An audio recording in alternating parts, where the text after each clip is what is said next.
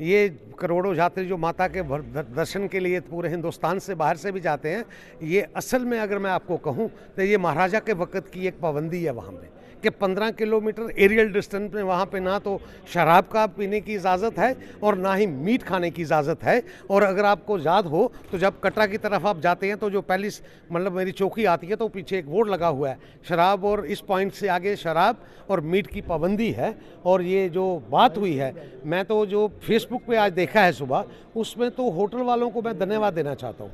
उनके हवाले से जो कंप्लेंट की है उसमें कंप्लेंट में ये कहा है कि हमने मना किया है कस्टमर को। कस्टमर आप है, आपको फ्रिस्किंग उसकी करना होटल का काम नहीं है। फ्रिस्किंग क्योंकि बाहर दुमेल में हो गई है उसकी। जब फ्रिस्किंग में वो अपने साथ दारू लेके आया तो वो होटल वाले की फ्रिस्किंग कहाँ मानेगा और उसका सामान कहाँ होगा।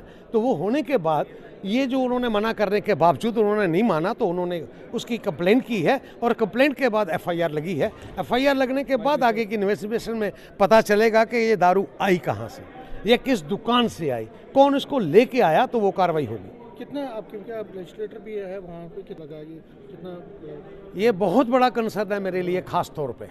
इसलिए कंसर्न है कि श्री माता वैष्णो देवी 25 किलोमीटर की सारी कॉन्स्टिट्यूंसी है और मैंने अपनी इस विधानसभा में जो मैं यहाँ पे दूसरी बार हूँ, ये मैंने क्योड़ी इस नाते में दी है।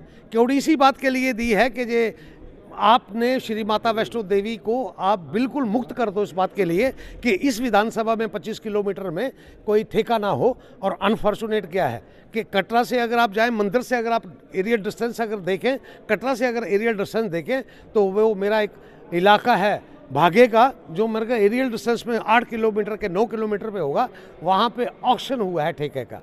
और मैं कहूँगा सरकार को कि उसको उसकी साइड को बदले, उसको शिफ्ट करें। इन्फ्लुएंसर है उसके खिलाफ कड़ी से कड़ी कार्रवाई होगी और इसमें कोई बचेगा नहीं। अगर शराब कहाँ से आई, किसने परोसी, कहीं अगर होटल वालों का इसमें निकला इन्वेस्टिगेशन में कसूर है तो वो उनको भी मतलब पुलिस छोड़ेगी नहीं, मैं आपको दावे के साथ कहता हूँ।